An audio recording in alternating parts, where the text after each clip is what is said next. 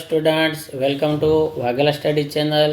જો મિત્રો તમે મારી ચેનલમાં નવા હોય તો સૌપ્રથમ મારી ચેનલને લાઈક કરો, શેર કરો અને સબસ્ક્રાઈબ કરો, જેથી કરીને મારા તમામ નોટિફિકેશન તમારા સુધી પહોંચી જાય. તો આજે આપણે ધોરણ 12 આર્ટ્સના સમાજશાસ્ત્ર વિષયનો પ્રશ્ન પેપર 5નું સોલ્યુશન લેવાનું છે. અત્યાર સુધીમાં 4 પેપરોનું સોલ્યુશન આપી દીધું છે. તમે ન જોયા હોય તો મારી ચેનલમાં જઈ 4 પેપરના સોલ્યુશન મેળવી લેજો. હવે પ્રશ્ન પત્ર 5 વિભાગ એ 20 ગુણનો છે, MCQ. તો જુઓ, ધ્યાન આપજો. ભારતમાં 2011ની વસ્તી ગણતરી મુજબ સૌથી ઓછી વસ્તી ધરાવતું રાજ્ય. જવાબ બી, ઉત્તરાખંડ. બીજું, રાષ્ટ્રીય એકતા સર્જનાર પાયાનું પરિબળ. જવાબ ડી, ભારતનું બંધારણ. ત્રીજું, બૌદ્ધ ધર્મનું ધર્મ પુસ્તક કયું છે? જવાબ એ, ત્રિપિટક. ચોથું, યુવા ગૃહો કયા સમુદાયમાં જોવા મળે છે? જવાબ સી, આદિવાસી. 5, ગુજરાતમાં 2011ની વસ્તી ગણતરી પ્રમાણે અનુસૂચિત જાતિનું પ્રમાણ કેટલું? જવાબ ડી, 7.10. છઠ્ઠું, આદિવાસીઓની સંખ્યાની દ્રષ્ટિએ ભારત વિશ્વમાં કયા ક્રમે આવે છે? જવાબ બી, દ્વિતીય. 7, 2011ની વસ્તી ગણતરી પ્રમાણે ભારતમાં સૌથી ઓછું બાલિકાઓનું પ્રમાણ કયા રાજ્યમાં છે? જવાબ ડી, પંજાબ. 8મું, કુંવરબાઈનું મામેરું યોજના કયા વિભાગમાં સમાવિષ્ટ છે? જવાબ એ, સામાજિક ન્યાય અને અધિકારિકતા. સવાલ 9, સંસ્કૃતિનું સમૃદ્ધિકરણ કઈ પ્રકારથી થાય છે? જવાબ એ, વૈશ્વિકીકરણ. 10, સંસ્કૃતિકરણનો ખ્યાલ કઈ ગતિશીલતા માટે પ્રયોજાય છે? જવાબ એ, જૂથલક્ષી. 11, ભારતમાં ઇન્ટરનેટ સેવાનો પ્રારંભ ક્યારે કરવામાં આવ્યો? જવાબ એ, 15 ઓગસ્ટ 1995. 12, ભારતમાં ટેલિવિઝનનો પ્રારંભ ક્યારે થયો? જવાબ એ, ઈસવીસન 1959. 13, સુધારાવાદી સામાજિક આંદોલન ક્યાં કરતાં બિલકુલ વિરુદ્ધ પ્રકારનું આંદોલન કયું છે? જવાબ એ, ક્રાંતિકારી સામાજિક આંદોલન. 14, ભારતના વડાપ્રધાનશ્રીએ સ્વચ્છતા અભિયાનનો આરંભ ક્યારે કરાવ્યો? જવાબ સી, 2 ઓક્ટોબર 2014. 15, પંચાયતનો કાર્યકાળ કેટલા વર્ષનો હોય છે? જવાબ એ, 5 વર્ષ. 16, ગ્રામ પંચાયતનું મૂળ એકમ કયું છે? જવાબ ડી, ગ્રામસભા. 17, ધોરણ ભંગ વર્તનની વ્યાખ્યા આપનાર વિદ્વાન કોણ છે? જવાબ એ, હોર્ટન અને હન્ટ. 18, ભારતમાં પ્રથમ બાર અદાલતની સ્થાપના ક્યાં કરવામાં આવી? જવાબ બી, કોલકાતા. 19, ભારત સરકારે નેશનલ એઇડ્સ કંટ્રોલ ઓર્ગેનાઇઝેશનની સ્થાપના ક્યારે કરી? જવાબ ડી, ઈસવીસન 1992. 20, કોના નિરીક્ષણ અનુસાર લિંગભેદને કારણે મહિલાઓ અને પુરુષોના કાર્યમાં ભેદભાવનું વર્તન હોય છે? જવાબ બી, ડૉક્ટર નીરા દેસાઈ. આ દરેક MCQને તમે પરીક્ષામાં ક્રમ, તેનો ABCDનો અક્ષર અને સાચો જવાબ એને આવી રીતે લખવાનો છે. તો આ રીતે લખશો તો પૂરેપૂરા 20 ગુણ તમને આપવામાં આવશે. ત્યારબાદ વિભાગ બી. વિભાગ બીમાં 10 ગુણનો સવાલ છે. 21 થી 30 સુધીના સવાલ હશે, કોઈ ઓપ્શન નહીં હોય. 10-10ના જવાબ દેવાના છે. તો વિભાગ બીના સવાલ અને જવાબ. જો આ 21મો સવાલ છે, આ તેનો જવાબ છે. 22મો સવાલ, આદિવાસી સંસ્કૃતિના 4 લક્ષણો, તેનો જવાબ. 23, બંધારણમાં કયા સમૂહોને વિશિષ્ટ લાભો આપવામાં આવ્યા છે? તો અનુસૂચિત જાતિ, જનજાતિઓ અને પછાત વર્ગો. સવાલ 24. ત્યારબાદ સવાલ 25.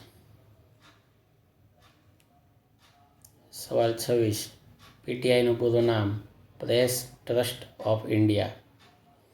સવાલ 27, પ્રતિરોધાત્મક સામાજિક આંદોલનના ઉદાહરણો. સવાલ 28, વિદ્યાસાગર શર્માના મતે પંચાયતી રાજ એટલે શું? સવાલ 29, અપરાધ કોને કહેવાય? સવાલ 30, સામાજિક સમસ્યા ક્યારે ઉદ્ભવે છે? તો આ વિભાગ બી પૂરો. વિભાગ સી, તેમાં 20 ગુણનો છે. કુલ 10 સવાલ લખવાના છે. જનરલ ઓપ્શન હશે. આ સવાલો છે 31થી શરૂ કરી તે 44 સુધીના 4 સવાલ ઓપ્શનમાં હશે. 14માંથી 10 લખવાના છે. હવે તેમના જવાબો. તો સવાલ 31, ભારતના વિકાસમાં કઈ કઈ સમસ્યાઓ અવરોધક છે? તો એનો જવાબ. સવાલ 32, ભારતમાં અપાતા ભારતીય સેનાના એવોર્ડ ક્યાં ક્યાં છે? સવાલ 33, હિન્દુ ધર્મમાં કઈ બાબતોનું ખૂબ મહત્વ છે?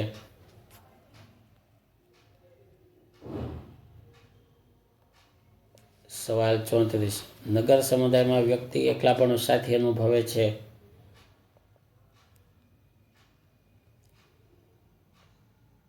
સવાલ 35, જાદુના પ્રકારો જણાવો.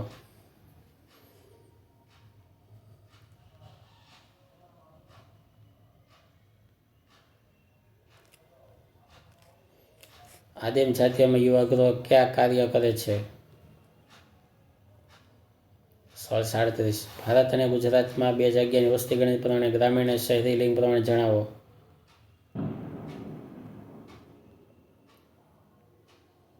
સવાલ 38, સામાજિક પરિવર્તનના લક્ષણો જણાવો.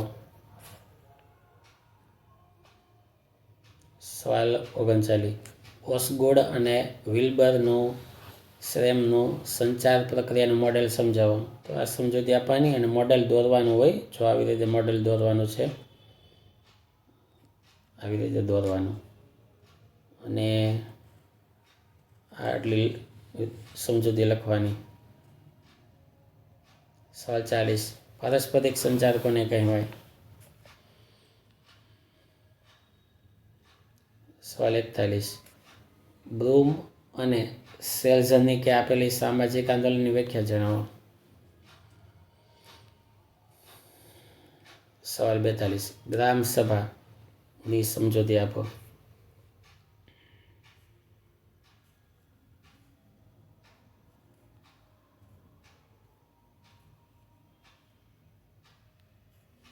સવાલ 43, યુવા અજંબાનો અર્થ આપો.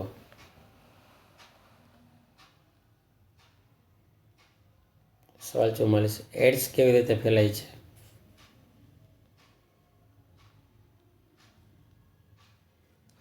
હવે વિભાગ ડી, તેમાં 45થી સવાલ છે, 58 સુધી. હવે તેના જવાબ. ભારતનું બંધારણ રાષ્ટ્રીય એકતા ઘડવામાં કેવી રીતે મદદરૂપ થાય છે?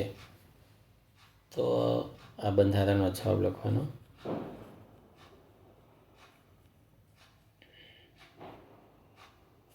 સવાલ 46, લોકશાહી પ્રણાલી રાષ્ટ્રીય પર્વ અને રાષ્ટ્રીય સન્માન કેવી રીતે રાષ્ટ્રીય એકતા સર્જવામાં મદદ કરે છે?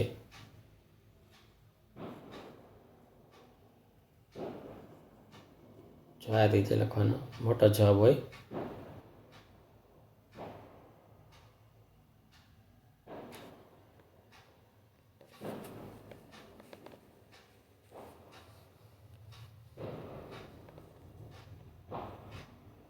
આદિવાસી સંસ્કૃતિનો અર્થ અને લક્ષણો સમજાવો.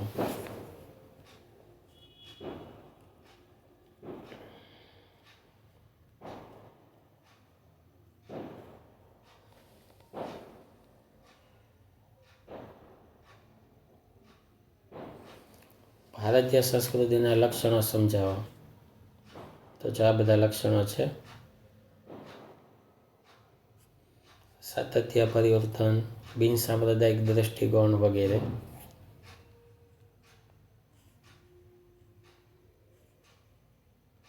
આવી રીતે બધા લખવાના.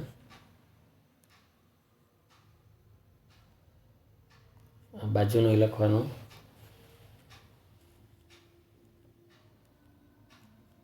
સવાલ 49, આદિવાસી વિકાસના કાર્યક્રમની ટૂંકી રૂપરેખા આપો.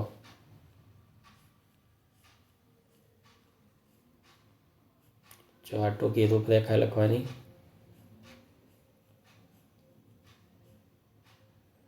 સવાલ 50, અનુસૂચિત જાતિના વિકાસ માટે સરકારી યોજનાની માહિતી આપો.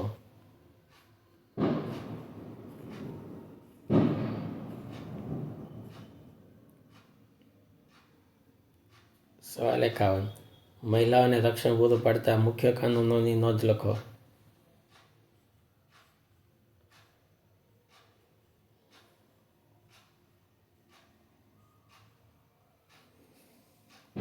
સવાલ એન પછી સંસ્કૃતિકરણની વ્યાખ્યા સમજાવો. તે વ્યાખ્યા ડૉક્ટર એમ.એન. શ્રીનિવાસ આપેલી હતી.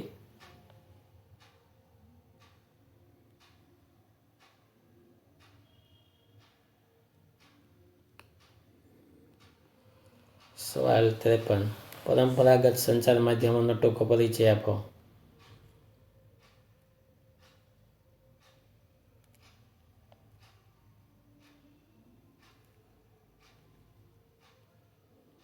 સવાલ 54. ઇન્ટરનેટ વિશે ટૂંકમાં પરિચય આપો.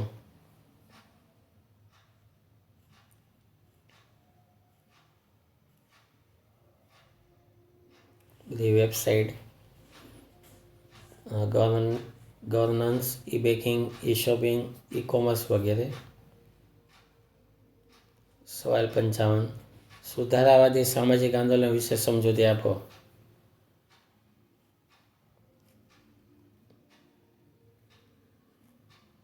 હવે સવાલ 59. 56મો સવાલ. ગ્રામ પંચાયતના કાર્યો જણાવો. નાગરિક કાર્યો, વિકાસાત્મક કાર્યો. સવાલ 57. પ્રમાણિત શાળાઓ વિશે ટૂંક નોંધ લખો.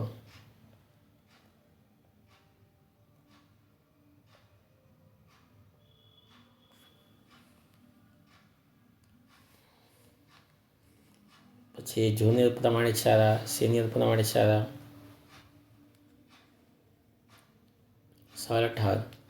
ભારતમાં સ્ત્રી અને પુરુષના અસમાન પ્રમાણને લીધે કઈ કઈ સમસ્યા ઊભી થાય છે?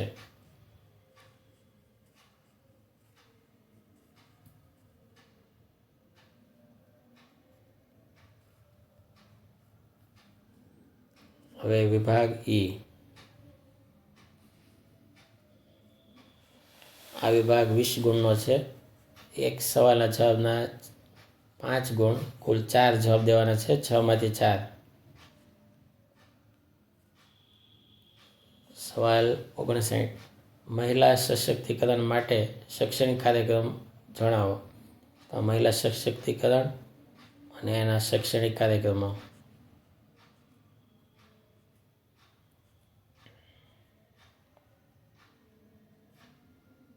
તો આ રીતે કુલ 6 વિગતે લખવાનું. 60મો સવાલ. ઉદારીકરણના ગેરલાભો જણાવો. ઉદારીકરણના ગેરલાભો.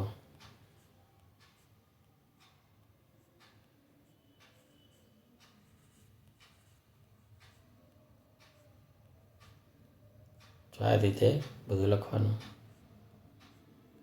હવે 61મો સવાલ. સ્વચ્છતા અભિયાન વિશે સમજાવો.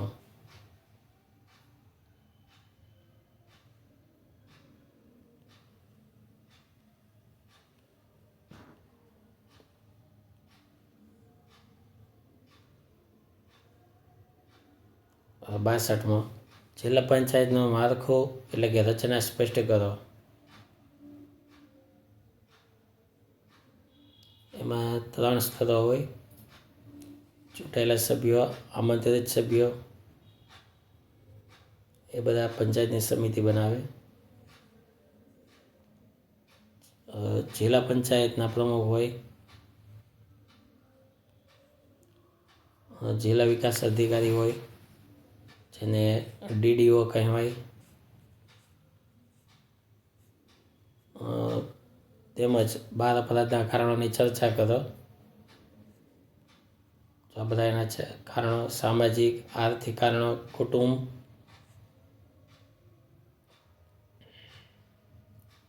આવી રીતે લખવું.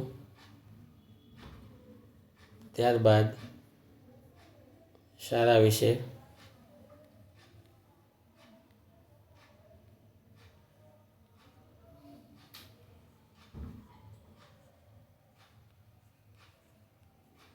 અને 64મો સવાલ, નશીલા દ્રવ્યના ઉપયોગ પર પ્રતિબંધ મૂકતા કાયદાઓ જણાવો. આ બધા કાયદાઓ.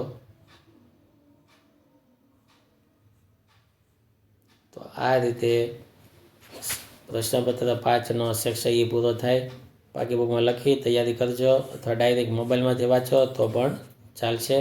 Thank you very much.